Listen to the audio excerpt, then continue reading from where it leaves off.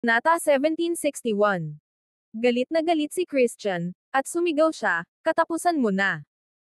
Bago pa maglaho ang kanyang boses, sumugod siya ng may napakalakas na puwersa.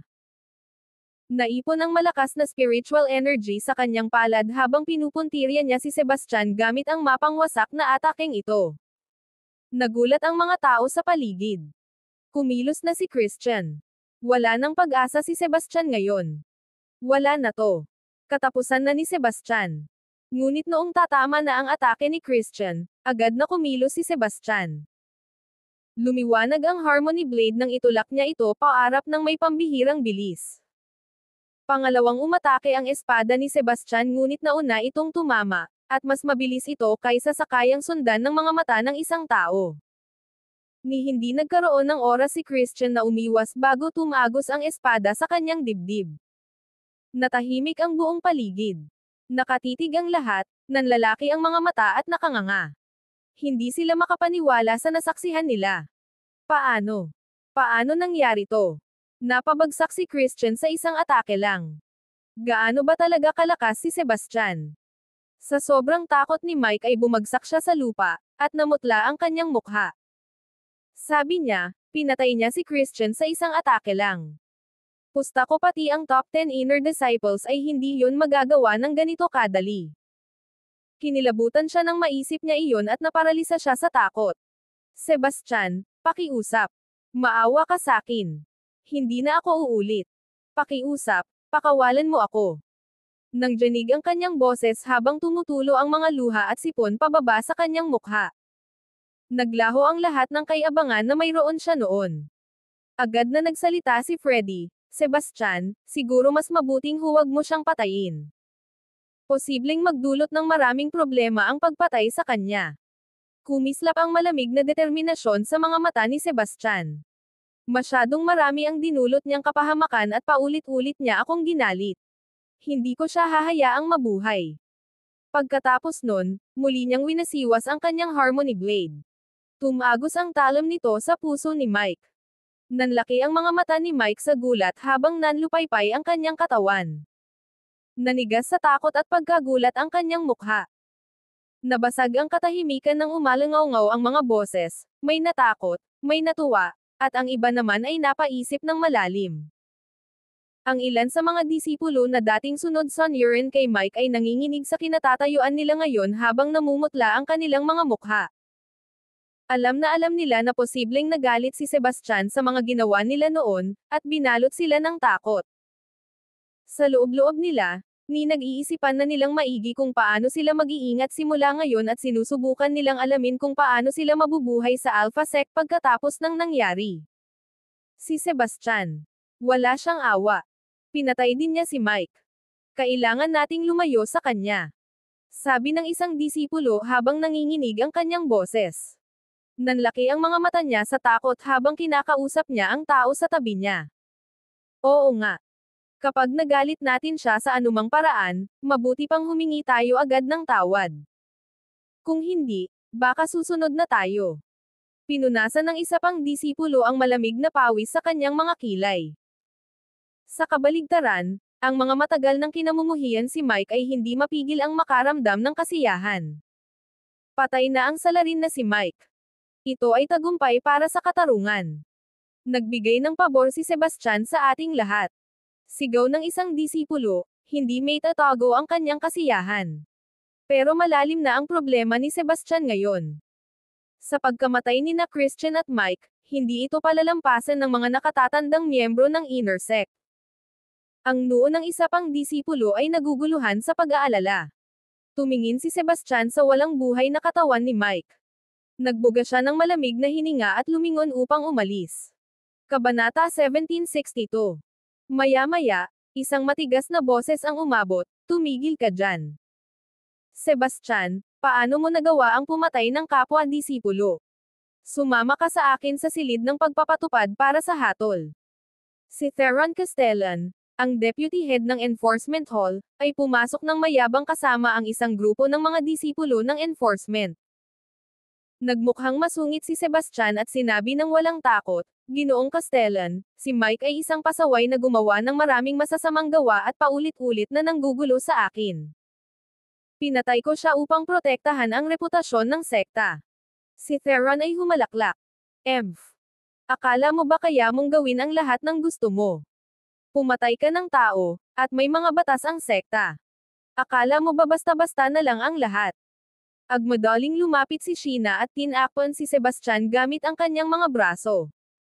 Sumagot siya ng may inis, Ginoong Castellan, wala nang ibang pagpipilian si Sebastian. Si Mike ang nag-umpisa nito. Pumagit na rin si Leylay.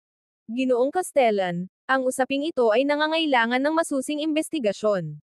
Hindi mo maaaring tanggapin ang isang panig lamang.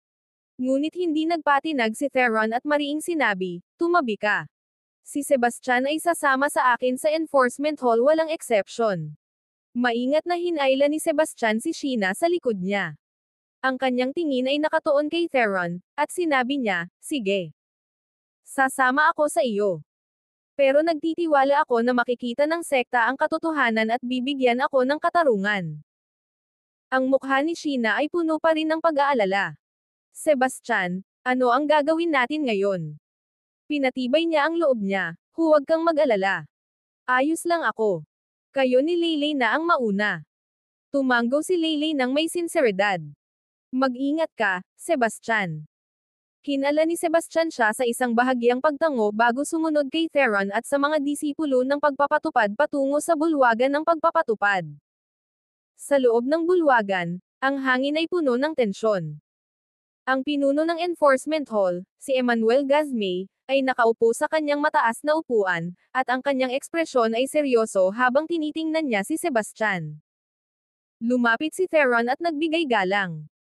Ginoo Gazmay, nilabag ni Sebastian ang batas ng sekta sa pamamagitan ng walang pinipiling pagpatay sa kanyang kapwa-disipulo. Dinala ko siya rito para sa hatol. Pinapanatiling mataas ang kanyang ulo, nagsalita si Sebastian ng may matatag na kumpiyansa. Ginoong Gazmay, paulit-ulit akong pinukaw ni Mike at gumawa ng maraming maling gawain. Ako'y kumilos sa sariling depensa at para sa kapakanan ng katarungan. Medyo nagalit si Emmanuel at sinabi sa malalim na boses, gayunpaman, may mga batas ang sekta. Hindi mo maaaring gawing sarili mong kamay ang mga bagay. Noong mga sandaling iyon, pumasok sa bulwagan si Raphael Stanton, ang mentor ni Mike. Ang kanyang mga pulang mata ay nag-aapoy sa galit, at namumutok ang mga ugat sa kanyang noo habang tinuturo niya si Sebastian. Ginoong Gazmay, ang batang ito ay walang awa. Pinatay niya ang aking pansamantalang disipulo ng malamig na dugo. Ano man ang ginawa ni Mike, hindi ito karapatan ng batang ito na magpasya ng kanyang kapalaran. Kung palalagpasin natin ito, ano na ang natitira sa batas ng sekta? Kailangan siyang bitayin tanging sa ganoong paraan lamang natin maipapairal ang katarungan. Bilang isang nakatatandang alkaymista, si Raphael ay may malaking impluwensya sa loob ng sekta. Ngayon, halos hindi mapigilan ang kanyang galit, at ang buong pagkatao niya ay nag-aalab sa pagnanais na pira-pirisuhin si Sebastian. Sebastian ay humalaklak at hinarap ang titig ni Raphael nang hindi natitinag. Ginoong Stanton, inabuso ni Mike ang kanyang kapangyarihan, pinahirapan ang iba, at ni minsan ay hindi nagpakita ng pagsisisi. Paulit-ulit ko siyang tinanggap, pero patuloy pa rin siya sa kanyang mga gawain, kahit na sinubukan pang kitilin ang aking buhay. Wala akong ibang pagpipilian kundi lumaban. Hindi ko nilabag ang mga patakaran, sinunod ko ang mga ito. Mas gugustuhin mo bang ipagpatuloy niya ang kanyang pang-aapi at makasakit pa sa ating mga kapwa-disipulo? Ang mukha ni Raphael ay nagalit at sumigaw, bastos na bata. Paano mo magagawang tumayo dito sa enforcement hall at magbula ng ganitong kalokohan? Akala mo ba may karapatan kang husgahan ang aking disipulo? Nakagawa ka ng krimen, at walang dahilan para dito. Kailangan mong magbayad ng iyong buhay. Sa sandaling iyon, ang dakilang nakatatanda ng enforcement hall, si Mauro Ezekiel, ay humakbang pasulong na may mga braso na nakapulupot sa kanyang dibdib. Ang kanyang tingin ay lumipat kay Emmanuel na may pakiramdam ng kay-abangan, at banta niya, Ginoong Gazmay, malinaw ang mga katotohanan. Si Mike ay isang disipulo ng sekta, at pinatay siya ni Sebastian nang walang paggalang sa mga patakaran. Kung hindi natin ipapataw ang pinakamabigat na parusa, paano mapapanatili ng enforcement hall ang katarungan? Kailangan mong magtakda ng halimbawa at ipapatay siya kaagad, o mababawasan ang ating kapangyarihan. Naging madilim ang ekspresyon ni Emmanuel, at yumangay ang kanyang boses habang pinagsalpak ang kanyang kamay sa sandalan. Sapat na. Ito ang bulwagan ng pagpapatupad. Nilulutas namin ang mga bagay batay sa batas at katotohanan, hindi sa mga personal na sama ng loob o laban sa kapangyarihan. Hindi ko hahayaang may manghimasok sa akin para baluktutin ang batas. Kung patuloy kayong makikialam, huwag niyong sisihin ako kung ipapatupad ko rin ang mga patakaran laban sa inyo. Pinagpag ni Raphael ang kanyang mga ngipin, at ang kanyang mga mata ay nag-aapoy sa sama ng loob. Ginoong Gazme, kung tatanggihan mong ipatupad ang parusa kay Sebastian, dadalhin ko ang usaping ito sa mga nakatataas. Tandaan mo ang aking mga salita ay malayo pa ito sa katapusan. Si Morrow ay nagpatuloy, Ginoong Gazme, mag-isip ka ng mabuti. Talaga bang handa kang ipagsapalaran ang autoridad ng enforcement hall para sa isang walang kwentang tao? Alam mo rin naman kung gaano kahalaga ang ating papel sa pagpapanatili ng kaayusan. Siya ba ay karapat-dapat dito? Ang tingin ni Emmanuel ay naging malamig na parang yelo. Binabanta mo ba ako? Ang mga batas ng sekta ay higit sa lahat. Hindi ako susuko sa iyong pananakot. Ano man ang pressure na subukan mong ipataw, ang aking desisyon ay magiging makatarungan at patas. Puno ng tensyon ang bulwagan, at ang hangin ay puno ng kaaway na damdamin. Isang maling hakbang at maaaring sumiklab ang ganap na labanan anumang sandali. Kabanata 1763. Natakot ka ba sa akin, Sebastian? Habang nakatuon ang kanyang mga mata kay Sebastian, tanong ni Emmanuel sa mababang boses. Ngunit sa gulat ng lahat, hindi natakot si Sebastian.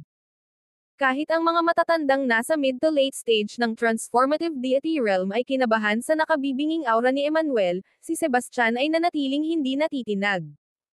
Sumagot si Sebastian, wala akong dahilan para matakot sa iyo. Ikaw ay makapangyarihan, may prinsipyo, at isang huwaran para sa buong sekta, isang tao na hinahangaan at pinag-aaralan naming lahat. Kung may panganib na darating, ikaw ang unang tatayo at paprotekta sa amin. Respetado kita, pero hindi kita kinakatakutan. Namumuhay ako ng may dangal at integridad, bakit ako matatakot? Ang isang tao na may integridad ay walang itinatago. Tanging ang mga may sala ang nabubuhay sa takot. Nagsalita siya ng may makatarungang tiwala. Manatiling walang emosyon si Emmanuel habang ang kanyang malamig na titig ay nakatutok kay Sebastian. Ang tensyon sa bulwagan ay nakakapanghina, at walang naglakas loob na huminga ng malakas. Inaasahan nilang lahat na parurusahan si Sebastian. Pagkatapos ng lahat, ang makipag-usap sa kanya ng ganito ay parang humihingi ng kamatayan. Titignan natin kung gaano katagal mo may tatago ang mapagmataas ng ngiting iyan, naisip ni Morrow habang tinatitigan si Sebastian ng may paghamak. Maging si Vesper Bellamy ay nagbuntong hininga. Nararamdaman niya na ang mayabang na si Sebastian, na labis na pinapahalagahan ang sarili, ay malapit nang makatagpo ng kanyang kapahamakan. Magandang sinabi. Biglang tumawa si Emmanuel. Matapang ka, at aaminin ko yan. Respeto, hindi takot, isang magandang pananaw. Baka ikaw na ang pinakamayabang na binatilyong nakilala ko. At pinakatalentado. Nagpatuloy siya, isipin mo, ikaw na nasa huling yugto ng Holy Lord Realm, ay nakapatay ng 2 pre-transformative deity realm na mga apprentice. Ikaw ay isang tunay na henyo. Ang 2 iyon ay nagdala ng kanilang kapalaran sa kanilang sarili. Ang sinabi mo ay tumutugma sa aking nalaman tungkol sa sitwasyon. Tungkol naman sa iyong katapatan, mayroon akong sarili kong paghuhusga. Ang mga salita ni Emmanuel ay nag-iwan ng lahat na nagulat. Yun na ba yun? At sa kanilang gulat, pinuri pa niya si Sebastian, tinawag siyang may talento at matagumpay. Ito ay ganap na hindi inaasahan. Morrow at Raphael ay naiinis at hindi matanggap ang desisyon ni Emmanuel. Si Raphael, partikular na, ay nagngangalit at nabibigo. Siya ang guro ni Mike, at kung hindi niya maibabalik ang dignidad ng kanyang disipulo, paano niya mapapanatili ang kanyang katayuan sa mga nakatatanda? Paano niya may pagpapatuloy na itaas ang kanyang ulo sa Alpha Sect? Ginoo Gazmay, hindi ba masyado kang maluwag sa batang ito? Hayaan ba talaga natin siyang makalusot ng ganun-ganun na lang pagkatapos niyang patayin sina Mike at Christian? Ang boses ni Raphael ay puno ng hindi pagkakasundo. At ano ang gusto mong gawin ko tungkol dito? Isang apprentice ng pre-transformative deity realm ay hindi man lang makatalo sa isang late-stage Holy Lord Master. Nakakahiya, malamig na sagot ni Emmanuel. Nagpatuloy siya, kung gusto mong imbestigahan pa ang bagay na ito, sige lang. Si Mike ang nagtangkang magnakaw ng recipe ng gamot. Nang matalo siya sa pastahan sa paggawa ng gamot, umabot siya sa karahasan, pero kulang siya sa lakas para ipagpatuloy ito. Nagbayad siya sa kanyang mga aksyon. Nang itim ang mukha ni Raphael, ngunit dahil nakatakda na ang hatol ni Emmanuel, ang pagpupumilit pa ay nangangahulugang tahasang paglabag sa kanya. Salamat, Ginoong Gazmay, taos-pusong sinabi ni Sebastian. Ang tanging natirang nagagalit ay sina Raphael at Morrow. Okay, pinapayagan na kayong umalis, sabi ni Emmanuel. Pagkatapos, nagpatuloy siya, malapit nang magbukas ang Nine Sphere Secret Realm. Dapat mong subukan na makakuha ng pwesto. Ang nangungunang 10 mula sa inner sect at ang nangungunang 3 mula sa outer sect ay kwalipikado. Kung matatalo mo ang sino man sa kanila, makakakuha ka ng pwesto. Huwag mo akong bigan, bata. May ngiti sa kanyang labi, siya'y naglaho mula sa bulwagan ng pagpapatupad. Gayunpaman, ramdam pa rin ni Sebastian ang matatalim na titig ni na Raphael at Morrow na tumatagos sa kanya. Naisip ang Nine Sphere Secret Realm, lumiwanag ang mga mata ni Sebastian. Kailangan niyang makakuha ng pwesto, at ito ay isang pagkakataon na hindi niya kayang palampasin. Kabanata 1764. Ngumiti si Sebastian ng may kumpiyansa, hindi alintana ang sitwasyon. Balang araw, magiging kaaway din niya ang dalawa. Si Morrow Ezekiel, ang nakatatanda sa bulwagan ng pagpapatupad, ay lolo ni Conroy, na pinatay ni Sebastian. Si Raphael ay mentor din ni Mike Towers, kaya't ito ay isang utang na hindi madaling mababayaran. Matapos umalis ang lahat, nanatili si Sebastian kung nasaan siya. Kailangan mo ba ng tulong? Tanong ni Emmanuel, ang pinuno ng enforcement hall. Tinutok ni Sebastian ang tingin ni Emmanuel at tinanong, Ginoong Gazmay, nagkaroon ka ba ng pinsala sa loob noong mga unang taon mo? Lumutang ang mga mata ni Emmanuel sa gulat. Hindi niya kailanman nabanggit ito sa sinuman. Papaano mo nalaman yan? Tanong niya, halatang nagulat. Nanatiling kalmado si Sebastian at ipinaliwanag ng mahinahon, nakita ipinaliwanag ng minahon, nakita ko sa iyong kutis at paghinga. Nagbago ang ekspresyon ni Emmanuel nang may ningning ng sorpresa na lumitaw sa kanyang mga mata. Mas maingat niyang pinag-aralan si Sebastian at pagkatapos ay sinabi sa isang seryosong tono, hindi ko inasahan na mayroon kang ganitong kaalaman. 10 taon na ang nakalipas, aksidenteng nahulog ako sa isang malalim na bangin at na-invade ng passive energy. Sa kabila ng pagsubok ng napakaraming paraan sa mga nakaraang taon, hindi ko pa rin ito naalis. Sa matatag na mukha at taos-pusong tono, sumagot si Sebastian, Ginoong Gazmay, matutulungan ko kayo. Si Emmanuel ay nagkunot ng noo, halatang may pagdududa sa kanyang ekspresyon. Napakahirap gamutin ng kondisyong ito. Huwag kang mangako nang wala sa lugar. Ang malamig na pasibong enerhiya ay matagal nang nananatili sa aking katawan, kahit ang mga nakatatanda sa sekta ay walang magawa tungkol dito. Ang ekspresyon ni Sebastian ay naging seryoso habang pinagsama ang kanyang mga kamay ng may paggalang. Hindi ako nagsasalita ng walang ingat, Ginoong Gazmay. Sa pagkakataon, nakatagpo ako ng isang sinaunang teksto na naglalarawan ng isang natatanging pamamaraan. Maaaring makatulong ito sa iyong kondisyon. Pinaikit ni Emmanuel ng bahagya ang kanyang mga mata, nagmuni-muni sandali bago sinabi, sige. Kung tunay mong maaalis ang pahirap na ito na matagal nang bumabalot sa akin, hindi ko pababayaan na hindi mapahalagahan ang iyong pagsisikap. Gayunpaman, kung nagsisinungaling ka o sinusubukan akong lokohin, alam mo ang magiging kapalit. Tumanggo si Sebastian ng may kabigatan. Magpakatatag ka, Ginoong Gazme. Susubukan ko ang aking makakaya. Pakihahanap ng tahimik na lugar upang makapagsimula ako sa paggamot. Dinala ni Emmanuel si Sebastian sa isang nakatagong silid. Humugat ng malalim na hininga, ang ekspresyon ni Sebastian ay naging labis na nakatuon at seryoso, ang kanyang mga kamay ay kumilos ng maayos, bawat galaw ay tumpak at sinadya. Mga kakaibang arko ng liwanag ang kumikislap at sumasayaw sa kanyang mga daliri, unti-unting nagsasanib sa isang nagniningning na liwanag na ganap na bumabalot kay Emmanuel. Isinara ni Sebastian ng mahigpit ang kanyang mga mata, nakakunot ang noo. Mga patak ng pawis ang nabuo sa kanyang noo, dumadaloy pababa sa kanyang mukha at tumutulo sa sahig.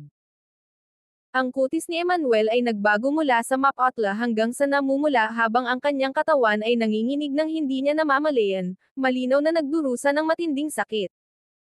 Ang oras ay tila tumigil, bawat segundo ay tila walang katapusang humahaba. Walang makapagsabi kung gaano nakatagal ang lumipas nang biglang bumukas ang mga mata ni Sebastian at sumigaw ng matalim. Sa isang malakas na galaw ng kanyang mga kamay, agad na hamupa ang liwanag. Sa sandaling iyon, ang malamig na pasibong enerhiya sa loob ng katawan ni Emmanuel ay naglaho na parang usok, na naglaho ng walang bakas. Si Emmanuel ay ganap na gumaling sa isang subok lamang. Sobrang saya niya nang maramdaman niya ang mga pagbabago sa kanyang katawan. Ang malamig na pasibong enerhiya na nagpasakit sa kanya sa loob ng maraming taon ay sa wakas nawala na. Tumingin siya kay Sebastian ng may paghanga at sinabi, "Bata, talagang may talento ka." Si Sebastian ay bahagyang ngumiti habang pinupunasan ang pawis mula sa kanyang noo. Isang karangalan na makapaglingkod, Ginoong Gazme. Kabanata 1765. Ang tingin ni Emmanuel ay puno ng taos-pusong pasasalamat habang tinitingnan niya si Sebastian. Ang kanyang ekspresyon ay matatag at tiyak habang sinabi niya, "Sebastian, pinalaya mo ako mula sa mga taon ng pagdurusa. Maaalala ko ang pabor na ito. Sa Alpha Sect, kung kailangan mo ng tulong ko, sabihin mo lang." Bahagyang yumoko si Sebastian na may mapagpakumbabang ngiti. "Napakabait niyo po, Ginoong Gazme. Ang makakatulong ay isang karangalan na para sa akin." Pagkatapos ng maikling pag-aalinlangan, nagpatuloy si Sebastian, "May gusto sana akong itanong, Ginoong Gazme. Maaari mo bang sabihin sa akin ang higit pa tungkol sa kailaliman na iyon?" Agad na lumabo ang ekspresyon ni Emmanuel. Mabilis niyang sinabi, "Sebastian, ang lugar na iyon ay hindi dapat mong isaalang-alang na puntahan. Ito ay napapalibutan ng passive energy at puno ng walang katapusang panganib. Hindi mo pa nga naaabot ang transformative deity realm. Kahit ang mga nakarating na doon ay mabuting umiwas. Isa itong hindi matatag na, mapanganib na lugar kung saan ang isang pagkakamali ay maaaring magdulot ng kapahamakan." Ang tono niya ay seryoso, at paulit-ulit niyang iniiwas ang kanyang kamay bilang babala. Isang sinag ng determinasyon ang kumikislap sa mga mata ni Sebastian. Walang pag-aalinlangan, sinabi niya, "Ginoong Gazme, sa totoo lang, ang kinatatakutan ng iba sa passive energy ay kapaki-pakinabang sa akin. Basta makapag-absorb ako ng sapat nito, mabilis na uunlad ang aking pagsasanay." Laking gulat ni Emmanuel ang kanyang mga mata. "Sebastian, huwag kang maging pabaya sa iyong buhay. Ang passive energy sa kailaliman na iyon ay hindi mo madaling makokontrol. Ang mga panganib doon ay higit pa sa iyong imahinasyon." Pinagpag ni Sebastian ang kanyang mga kamay ng may paggalang. "Ginoo Gazme, alam kong nasa isip mo ang aking kapakanan, ngunit maaaring ito na ang tanging pagkakataon ko upang mabilis na umunlad ang aking pagsasanay. Pakibahagi ang higit pang detalye tungkol sa kalaliman." Sa mga sandaling iyon, ang kanyang mga mata ay puno ng matibay na determinasyon. Si Emmanuel ay nagkunot ng noo at pumasok sa malalim na pag-iisip. Matapos ang mahabang pagtahimik, siya'y bumantong hininga sa pagwawagi. "Sige. Dahil nakatuon ka na sa landas na ito, sasabihin ko na. Ang kalaliman ay hindi lamang puno ng passive energy kundi puno rin ng mga hindi kilalang nilalang. Ang mga nilalang na iyon ay malupit, mabangis, at napakalakas. Ang lupain ay komplikado, puno ng mga kakaibang anyo at nakamamatay na mga bitag. Isang maling hakbang, at mawawalan ka ng buhay. Ang kanyang boses ay puno ng pag-aalala habang nagmamasid siya kay Sebastian ng may pangamba. Salamat sa detalyadong paliwanag ni Emmanuel, nagkaroon si Sebastian ng mas malinaw na pag-unawa sa madilim na bangin at mga panganib nito. Salamat sa iyong paliwanag, Ginoong Gazme. Taos-pusong ipinahayag ni Sebastian ang kanyang pasasalamat. Mabilis na nilingga ni Emmanuel ang kanyang kamay at sinabi, dapat ako ang magpasalamat sa iyo. At saka, tigilan mo na ang pagtawag sa akin bilang Ginoong Gazme. Ilang taon lang akong mas matanda sa iyo, kaya tawagin mo na lang akong Emmanuel. Emmanuel. Sebastian ay instinctively na tumingin sa kanya, ngunit mabilis na napagtanto na siya ay nag-o-overthink. Ang timing at mga pangyayari ay hindi nagkatugma kahit kaunti. Sadyang nagkataon lang. Nang bumalik si Sebastian sa panlabas na sekta, nagdulot siya ng kaguluhan. Walang inaasahan na siya'y makabalik ng buo matapos patayin ang dalawang kilalang disipulo ng panloob na sekta. Lahat ay inisip na papatayin siya ng sekta bilang parusa, ngunit mukhang mali sila ng hinala. Ngayon, matapos talunin ang dalawang panloob na disipulo at talunin si Mike sa paligsahan ng alchemy, si Sebastian ay naging isang tanyag na figure. Ang kanyang pangalan ay umuukit sa buong Alpha Sect. Alam ng lahat na si Sebastian ang nag-aangat na bituin na may napakalakas na lakas at kahanga-hangang talento sa alchemy. Siya na ngayon ang pinakanais na tao sa sekta. Ilang araw na lang at magbubukas na ang pasukan sa Nine Spheres Secret Realm, sino ang balak mong hamanin? Tanong ni Jovi habang banibisita ang yungib ni Sebastian. Bagaman may ideya na siya, gusto pa rin niyang marinig ito ng direkta mula kay Sebastian. Ang kanyang mukha ay puno ng sabik na pananabik. Hansen, sagot ni Sebastian ng kalmado na may mahinahong ekspresyon. Alam ko na, pero huwag mong maliitin si Hansen, seryosong sinabi ni Jovi habang mahigpit na hinahawakan ang balikat ni Sebastian. Hindi siya basta-basta, at hindi ka makakapasok sa top 3 nanograms outer sect dahil lang sa swerte. Kahit ikumpara sa top 10 inner sect elites, mahirap siyang kalaban. Baka kaya kong talunin sina Mike at Christian Iglesias, pero mahirap pa rin makapasok sa top 10 nanograms inner sect para sa akin. Hansen, gayunpaman. Kukwalified na siya para sa inner sect pero itinatago ang tunay niyang lakas. Malamang nasa pre-transformative deity realm na siya, marahil hindi siya hihigit sa 10 pinakamahusay na eksperto ng inner sect. Kailangan mong maging handa sa isip. Sa lahat ng narinig ko, kinakabahan ako. Paano kung hamanin na lang kita? Mukhang mas madali ang laban na, yan, sabi ni Sebastian habang nakataas ang kilay. Kalilimutan mo na lang. Lumaban ka na lang kay Hansen, sabi ni Jovi, umiiling habang may ngiting walang magawa. Tumawa ng malakas si Sebastian. Sige. Huwag mag-alala. Kaya ko to. Ano man ang mangyari, may tiwala ako sa'yo, sabi ni Jovi na may ngiti. Huwag mo lang akong hamanin, okay. Ang kanyang ngiti ay nagpatawa kay Sebastian. Talagang natatakot itong guy na ito na maamon. Sa pamamagitan ng paraan, plano naming manghuli ng Mystic Crocodile sa lalong madaling panahon. Interesado ka ba? Si Snowden ang nag-organisa ng ekspedisyon. Siya ang nakatatanda sa panlabas na sekta. Tamang-tama ang timing. Matagal ko nang gustong bisitahin ang bundok mo, kaya bakit hindi na ngayon? Haha. Si Sebastian at Jovi ay nagkasundo ng mabuti, at mabilis nilang natagpuan si Snowden. Kasama nila ang dalawa pang kasama, sina Pau Cabarsi, na pang-7 sa top 100 ng panlabas na sekta, at Sergi Roberto, na pang-10.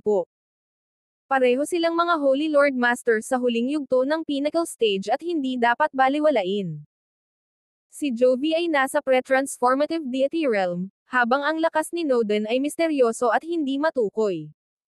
May ilan lamang na mga miyembro ng panloob na sekta ang kayang talunin siya.